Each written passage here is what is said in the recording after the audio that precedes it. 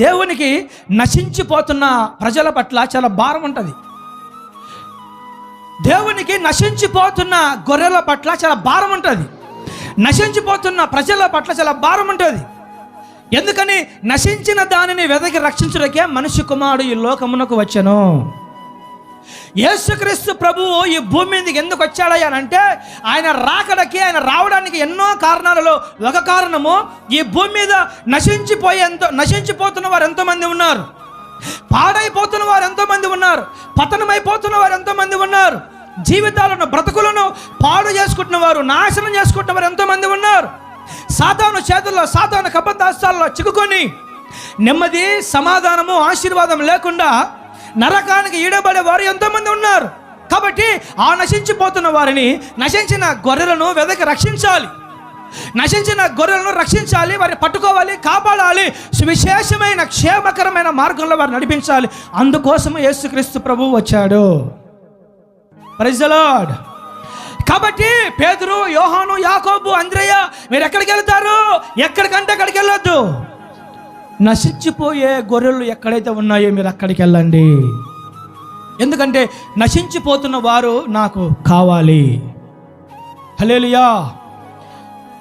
దేవుని బిడ్డలారా, ఈ మాట ధ్యానిస్తున్నప్పుడు అంటే నశించిపోయే వారి పట్ల, పాడైపోతున్న వారి పట్ల, జీవితాలు అగమ్య గోచరంగా చేసుకుంటున్న వారి పట్ల దేవునికి చాలా ప్రేమ, కనికరం, దీర్ఘశాంతం ఉంది. కాబట్టి యేసయ్య శిష్యులతో, అపోస్తులతో, దేవుడు ఏర్పరచుకున్న దైవజనులతో, పాస్టర్లతో చెప్పిన మాట ఏంటంటే, మీరు నశించే గొర్రెల యొద్దకే వెళ్ళండి. ఎక్కడికి వెళ్ళాలంట? నశించిపోయే. కానీ మరి ఇప్పుడున్న పాస్టర్లు ఏంటో డబ్బున్న ఇంటికే వెళ్తూ ఉంటారు ఎక్కువగా. రైటా రాంగా? యేసు ప్రభు 12 మంది పాస్టర్లకు ఏం చెప్పాడు? యేసు ప్రభు 12 మంది పాస్టర్లకు ఏం చెప్పాడు అంటే, మీరు నశించిపోయే గొర్రెల యొద్దకు వెళ్ళండి.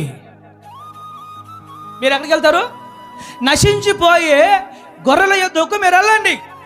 వారి జీవితాలను వారు పాడు చేసుకుంటున్నారు, వారు గొర్రెలాగా జీవిస్తున్నారు, వారికి మంచి చెడు ఏమీ తెలీదు, ముందు వెనక ఏమీ తెలీదు.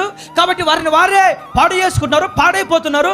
అలాంటి నశించిపోయి పాడైపోతున్న ఆ పేద ప్రజల, బీద వారి దగ్గరికి మీరు వెళ్ళండి, సువార్త ప్రకటించండి అని యేసుక్రీస్తు ప్రభు ఆ పాస్టర్లకు చెప్తే, ఇప్పుడున్న పాస్టర్లు నశించిపోయే గొర్రెలందరినీ పక్కన పెట్టి, పిల్లరా, ఏ గొర్రెలు కాస్త బలంగా, పుష్టిగా, ఏ గొర్రెలకి నెలకు 50,000 శాలరీ వస్తుంటుందో, ఏ గొర్రెలకు నెలకు 60,000 శాలరీ వస్తుంటుందో, ఏ గొర్రెలు కాస్త బలంగా పుష్టిగా ఉంటాయో అలాంటి గొర్రెలనే ప్రేమిస్తారు, అలాంటి గొర్రెల దగ్గరికి వెళ్తుంటారు, అలాంటి వారినే కాపాడుతూ ఉంటారు, వారి కోసం ప్రార్థన చేస్తూ ఉంటారు.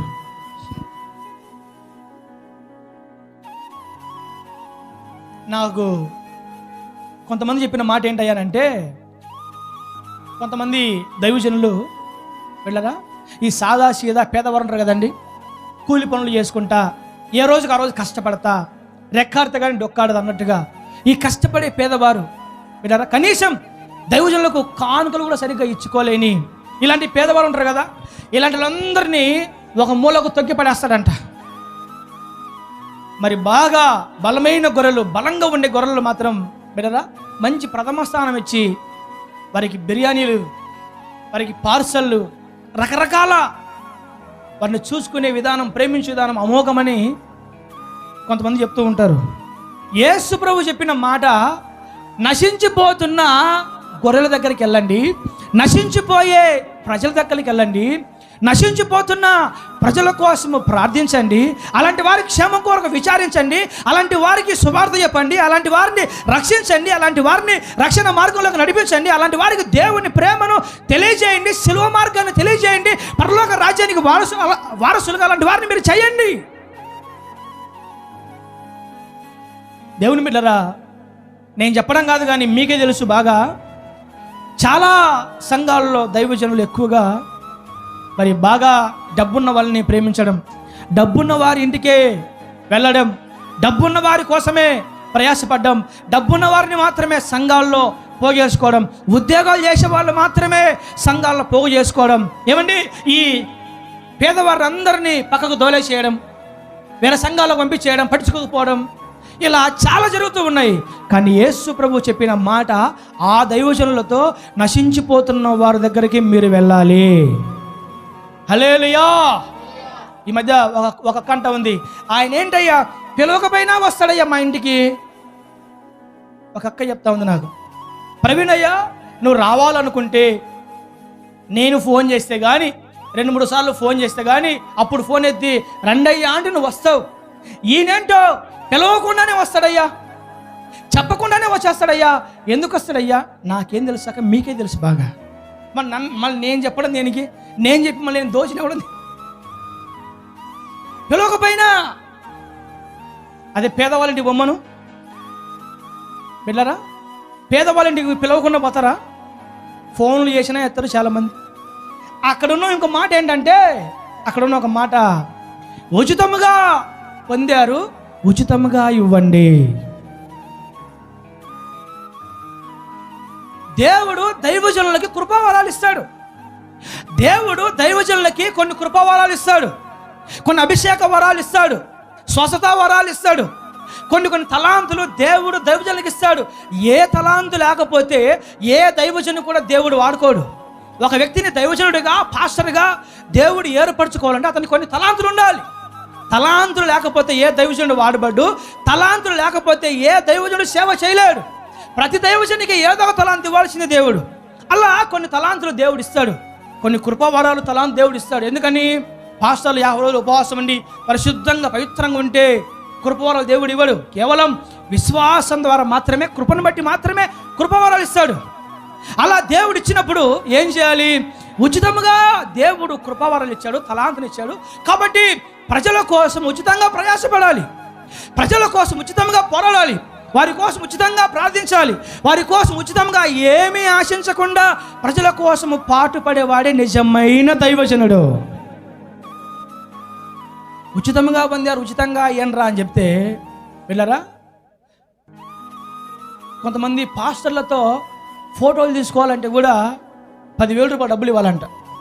పలానా పాస్టర్ పక్కన, హైదరాబాద్లో పాస్టర్ ఉన్నాడు, ఆయన పక్కన ఫోటో తీసుకోవాలంటే 10,000 డబ్బులు ఇవ్వాలంట. ఆ పాస్టర్ గారు మీ ఇంటికి వచ్చి ప్రార్థన చేయాలంటే 15,000 రూపాయల ముందు ఫీజు కట్టాలంట.